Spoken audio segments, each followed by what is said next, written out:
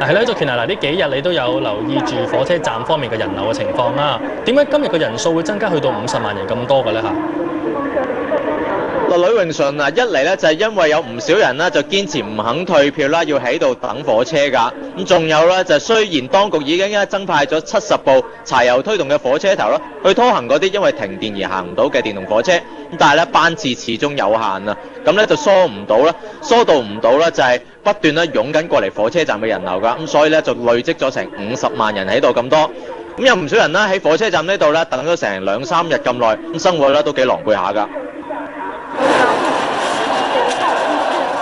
幾十萬人無止境咁等待，當中包括陸先生同弟弟一家6口，佢哋喺廣場等咗超過2日，排隊嘅地方就變成咁。呢2日全家都要食杯麵充飢。有的小孩他就要吃一點方便麵，他沒有開水來源，他又泡不了奶粉。你說這樣，要如果大人那就好一點，你小孩根本都承受不了的。佢身上得返幾百蚊，都唔知夠捱幾多日。要如果待上5-6天的話，錢肯定不夠用的了，不夠用只有想辦法了。讓朋友來送錢嘛，多方便。人有3急。最近嘅廁所就要行5分鐘路程去地下商場，點知人潮太多，連廁所都塞埋。佢唯有同好多人一樣，貪方便喺就近嘅花槽度解決。買到飛嘅都咁坎坷，買唔到飛嘅就更加彷徨。當局星期日開始停止出售車票。呢位由湖南嚟到東莞打工嘅彭女士，買唔到飛返鄉下，個仔年26結婚都出席唔到。咁下晝到而家啦，都間唔中有一啲嘅火車班次喺度開出㗎。咁再加上咧，警方喺火車站嘅外圍咧，限制住入嚟火車站嗰個人數㗎。咁所以而家望埋去啦，廣場呢度聚集嘅人群咧，比之前咧明顯少咗好多㗎。喺度嘅報道咧，暫時講到呢度，交翻俾2位啊。好，唔該晒許作權㗎。呢一場雪災咧，令到幾乎全國嘅民眾啊都無一幸免咧受到影響嘅。胡力漢啊，呢個情況咧仲會持續多幾耐嘅咧？嗱，對於內地嘅專家嘅估計，呢場唔尋常嘅雪災咧，仲會持續多大約1個禮拜㗎。咁即係大約咧去到年29度。京珠高速公路湖南段係南北交通嘅大動脈，滯留嘅車超過1萬架。喺長沙嘅5大長途車站亦都全部停運。黃花機場原定喺星期一朝早重開嘅，但由於跑道嚴重結冰，機場仍然要關閉。而喺湖北，公路受阻，接近1000萬公斤嘅蔬菜運唔到入武漢市，當局要動用儲備蔬菜。中央嘅氣象專家話，造成今次嘅雪災係因為從西北面吹嚟嘅冷空氣同南面沿海地區相對較熱同潮濕嘅空氣，兩股氣流喺長江附近相遇，而且持續咗一段長嘅時間。那麼到現在，已經持續20來天了。那麼後期的話還講繼續這種持續。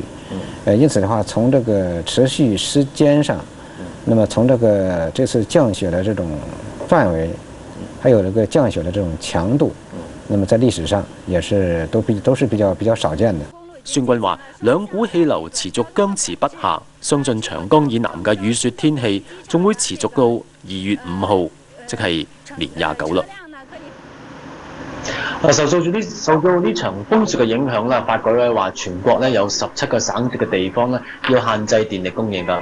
主要嘅原因咧就因為華中啊、華東啲電網咧受到嚴重嘅損毀，咁好多地方嘅冰雪咧厚到連電塔咧都壓冧嘅。咁大風雪咧亦都嚴重影響咗煤油嘅運輸啦，電廠煤嘅儲存量啦唔夠正常存量嘅1半。咁發改委話會喺安全嘅前提之下增加煤炭嘅供應啦，咁優先嘅會保障涉及公眾利益同埋國家安全嘅用電嘅。咁其實中央方面咧都相當之重視今次嘅雪災㗎。咁除咗中央媒體咧大肆報導之外啦，總理溫家寶同埋公安部咧亦都係24小時監控住最新嘅情況㗎。喺必要嘅時候咧，佢哋仲會提出新一輪嘅應急措施添。咁啊，報道暫時嗰段啦，交翻俾香港嘅有線新聞中心。好，唔該晒。嗱，你咧再揾埋喺上海嘅呂秉權一齊傾一傾啦。係啊，呂秉權啊，嗱，其實上海個天氣亦都係差咗㗎，咁個影響到底有幾大咧嚇？李榮上冇錯，上海天氣咧可以話越嚟越差。咁好似我手上咧揸住就係成兜雪嚟㗎啦。以前上海咧就算落雪咧落到地下就溶，依家咧係落到咧係積滿雪，好似北京咁咧，我哋隨意咧撈咧都可以屈到一兜上嚟。喺街道都已經係咁啦，何況係高速公路同埋機場啦，受到咁樣咁惡劣嘅天氣影響啦，上海嗰個海陸空交通咧大受影響。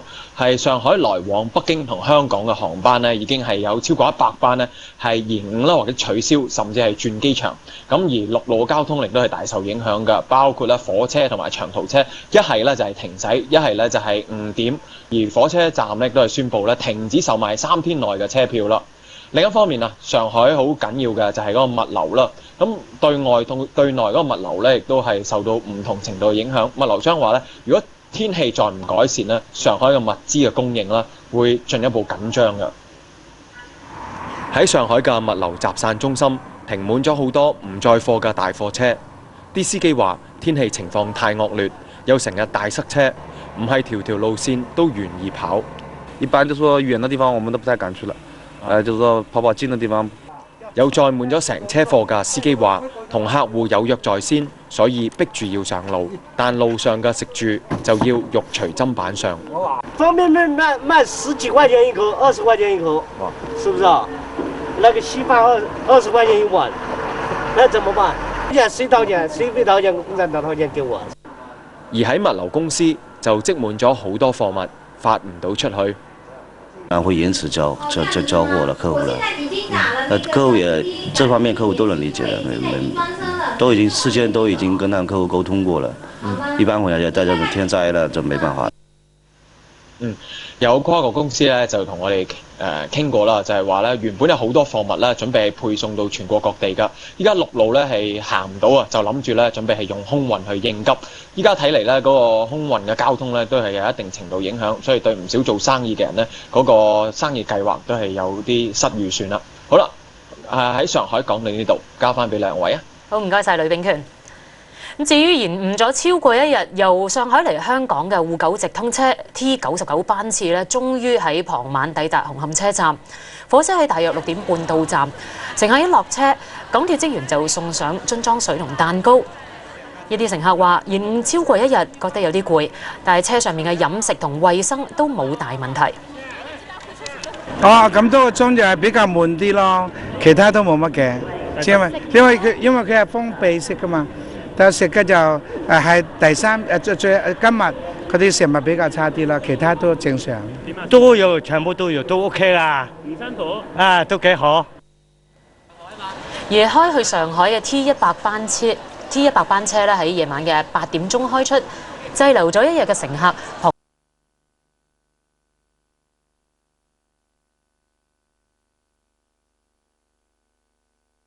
200,000 people remain stranded at Guangzhou's main railway station because of disruptions to train traffic caused by the bad weather. Overnight, Premier Wen Jiabao travelled to Hunan province in the central part of the country to coordinate disaster relief efforts. Premier Wen Jiabao mapped out the strategy for disaster relief on his way to the worst affected region in Hunan province last night. We need manpower to get rid of this ice in order to clear the roads and restore the power lines, he pointed out. The closure of the provincial airport meant the Premier had to detour via Wuhan and Hebei province, where he took a train to Changsha. Parts of Hunan has been without water and electricity for 5 days. Huge sections of the power grid in the central part of the country are damaged. In Hunan and Hebei, more than 100 cable towers have toppled under the weight of chunks of ice on the cables. Along the Hunan section of the Beijing to Hong Kong motorway, the line of stranded traffic stretches to more than 100 kilometers. Journeys journeys which normally take 2 hours are taking up to 12 hours. Local authorities have been transporting stranded travellers to the nearest towns and cities. In Anhui province, more than 10,000 vehicles carrying tens of thousands of travellers were stuck on the roads overnight. Soldiers as well as civilians have been mobilised to help with what seemed like the endless shuffling of snow. Many airports around the country remain closed. At Changsha Airport, the only way to clear the tarmac was to shovel by hand. Aviation authorities have urged airlines to send in bigger planes once the airports reopen in order to relieve the crowds. And the crowd seems never-ending at Guangzhou's main railway station. They turn frantic whenever a train pulls in, and no amount of control by police and guards is going to stop these people from going home by the Lunar New Year. The rain added to the travellers' misery. It's a sea of umbrellas outside the station, and it is impossible to separate those who hold valid tickets from those who are just here to try their luck. Dao Guochuan and his wife spent 2 nights in the cold hoping to get on a train to Gansu. They sold their tickets after 2 days and came back from Shenzhen again this morning, only to be disappointed. There were long lines for refund, and those who opt not to get on the train are offered a free bus ride out of town.